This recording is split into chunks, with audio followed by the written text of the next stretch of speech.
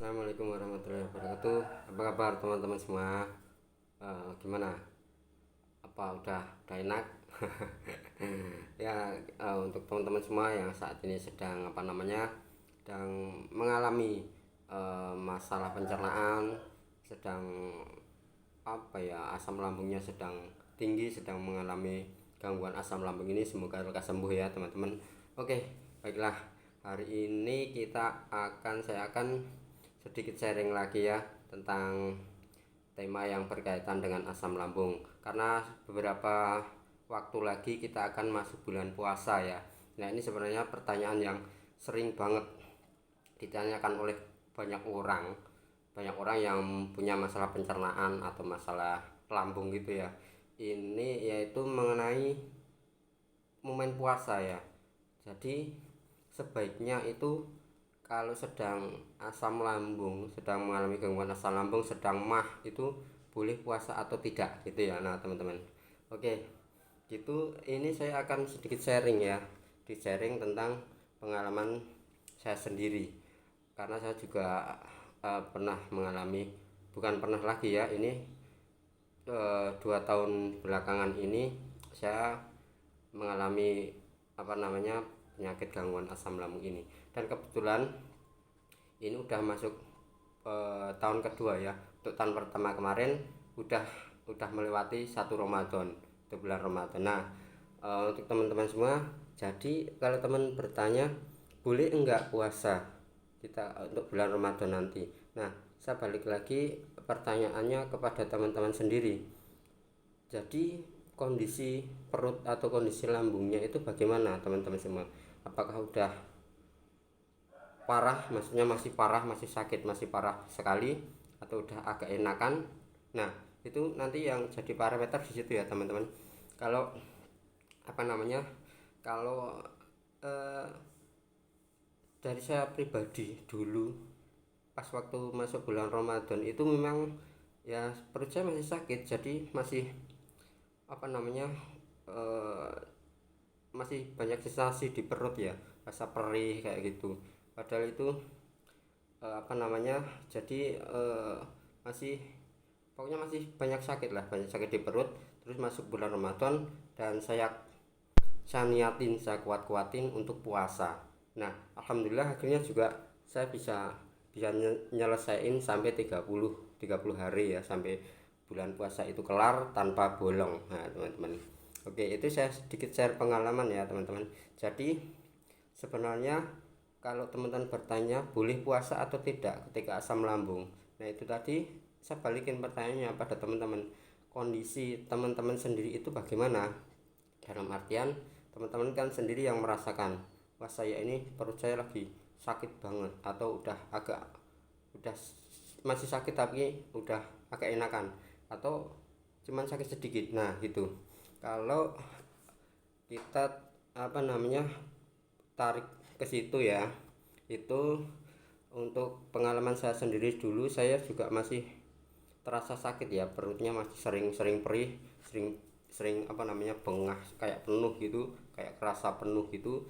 Terus kayak sering kerasa banyak gas. Jadi saya sering sering sendawa. Itu sendawa itu bisa seharian, maksudnya sering sering banget. Bentar bentar sendawa, bentar bentar sendawa kayak gitu, saya sering banget itu. Terus akhirnya saya nekat untuk puasa. Nah untuk puasa itu, pengalaman saya itu, saya butuh 3 hari. 3 hari itu untuk penyesuaian ya teman-teman. Jadi 3 hari pertama itu benar-benar eh, harus menyiapkan diri, nggak bisa ngapa-ngapain katakanlah kayak gitu ya, karena nanti kita ini menahan dua eh, dua hal. Yang pertama itu menahan rasa rasa sakit di perut itu ya, karena kalau puasa itu orang yang normal aja kan posisi perutnya kosong. Nah posisi perut kosong itu, sedangkan lambung itu biasanya tiap 1 jam sekali, atau beberapa 2 jam, atau berapa itu kan selalu kemasukan sesuatu, misalnya makanan atau minuman. Nah kalau kondisi normal itu kan lambung itu bekerja terus. Tapi kan posisi sedang puasa itu kan sama sekali nggak ada yang masuk ya, entah itu makanan entah minuman kan nggak ada yang masuk, maka otomatis lambung itu terus bekerja tapi nggak ada yang dicerna katakanlah gitu. Itu nanti akan apa namanya menggerogoti atau apa ya, efeknya itu kan bikin sakit perut, itu perih kayak gitu, bikin perih kayak gitu. Nah itu nanti saya dulu butuh 3 hari ya, 3 hari itu untuk penyesuaian. Jadi benar-benar saya nggak bisa ngapa-ngapain itu, dari pokoknya mulai pagi masih belum kerasa ya, belum kerasa, mungkin mulai jam 10, nah jam 10 jam 11 itu udah waktu, apalagi pas jam 12, sekitar jam 12 itu kan waktu makan ya. Wah itu perih, benar-benar perih teman-teman. Itu kan ya saya kuat-kuatin, akhirnya saya tahan udah lewat sampai jam 2 itu, jam 2 jam 3 itu udah ya nggak terlalu sakit, cuman ya tetap apa namanya, kalau badan tetap lemes sekali. Beda sama orang yang sehat ya, beda sama orang yang sehat, kita badannya lebih lemes gitu ya, lebih lemes sekali. Jadi itu terus apa namanya, kemudian yang mungkin yang perlu diingat teman-teman itu apa namanya, kalau teman-teman memang perutnya masih terlalu sakit, jadi masih parah ya asam lambungnya, ya mendingan jangan dulu, nggak apa-apa, boleh, karena itu salah satu udzur untuk yang nggak puasa, yang diperbolehkan tidak puasa Ramadan, karena puasa Ramadan kan wajib ya bagi umat Islam. Itu salah satunya adalah ketika sakit. Nah itu nanti jika teman-teman terpaksa enggak puasa karena sakit, itu udah apa namanya, udah masuk uzur, jadi diperbolehkan ya teman-teman. Cuman nanti harus mengganti di lain waktu, nanti kalau udah enakan baru puasa lagi. Nah itu, tapi kalau masih apa namanya, sakitnya masih terasa sakit cuman sedikit gitu aja, itu kalau menurut saya kuatin niatnya teman-teman, kuatin niatnya dulu, bahwa intinya saya harus puasa, dan berharap puasa ini malah menjadi obat, kan bisa juga ya, justru puasa ini dapat menjadi obat untuk masalah pencernaan kita ya teman-teman, gitu ya. Jadi kuatin niatnya ya, kalau memang mau puasa kuatin niatnya, benar-benar kuatin, jadi jangan setengah-setengah, jangan sampai nanti kalau udah niat puasa terus setengah hari teman-teman apa namanya mokah atau putus itu ya, putus itu nggak ngelanjutkan puasa. Nah kayak gitu mendingan nggak usah sekalian. Jadi kalau memang benar-benar belum siap, benar-benar apa ya, masih terlalu sakit perutnya, nggak usah puasa dulu, nggak apa-apa. Cuman kalau cuman sakit dikit, itu kuatin niat, benar-benar kuatin bahwa saya puasa, saya bisa menyelesaikan puasa ini nanti seharian sampai maghrib, saya insya Allah kuat. Nah kalau gitu insya Allah nanti apa namanya, kalau udah kita sugesti kayak gitu ya, itu nanti insya Allah juga apa namanya, juga ya kita tetap kuat lah, intinya kuat.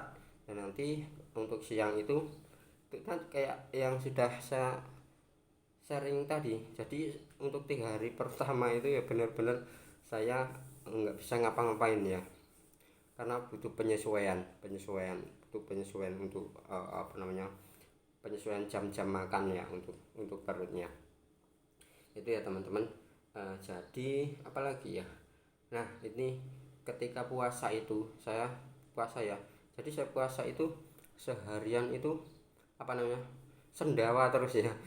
Biasanya kan kalau orang sendawa itu kalau perutnya kenyang kenyang terus banyak angin terus sendawa. Nah kalau saya itu enggak, jadi perut kosong itu pun sendawa, jadi bentar-bentar sendawa, bentar-bentar keluar sendawa dia, karena ya perutnya nggak normal teman-teman.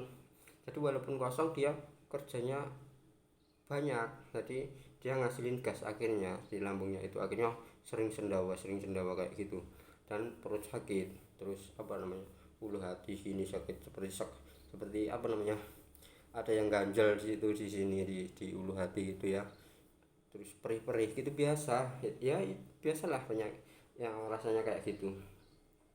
Jadi kalau memang udah niat puasa, ya udah niatin aja lillahi ta'ala, bismillah, tuh niatin, insya Allah nanti kuat ya teman-teman ya, sampai sampai nanti maghrib, sampai adzan maghrib. Nah nanti ini langsung tips juga untuk kalau untuk teman-teman yang sedang mengalami gangguan pencernaan, mah, asam lambung dan sebagainya.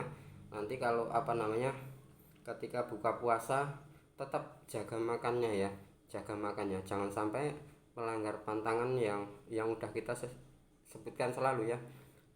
Pedas jangan sampai, pedas, asam itu jangan sampai, atau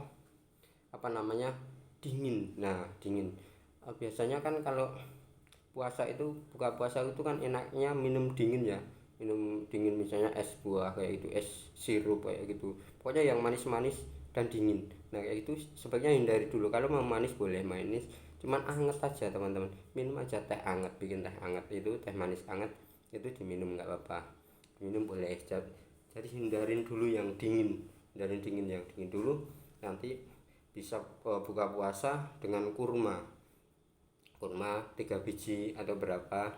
Nanti serang misalnya kita sholat maghrib dulu, habis sholat maghrib baru makan ya. Makan juga jangan banyak-banyak ya, dikit aja, karena nanti takutnya lambungnya itu kaget ya, karena habis kosong terus diisi banyak, nanti itu memicu asam lambungnya bekerjanya lebih keras ya, nanti takutnya juga menimbulkan efek yang ya nggak kita inginkan ya gitu ya teman-teman.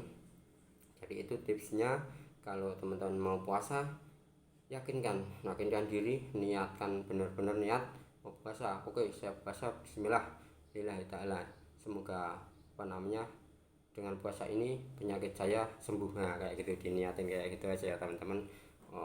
Terus gimana kalau misalnya masih konsumsi obat? Ya udah diminum aja obatnya, nggak apa-apa, diminum waktu sahur atau sama nanti waktu berbuka.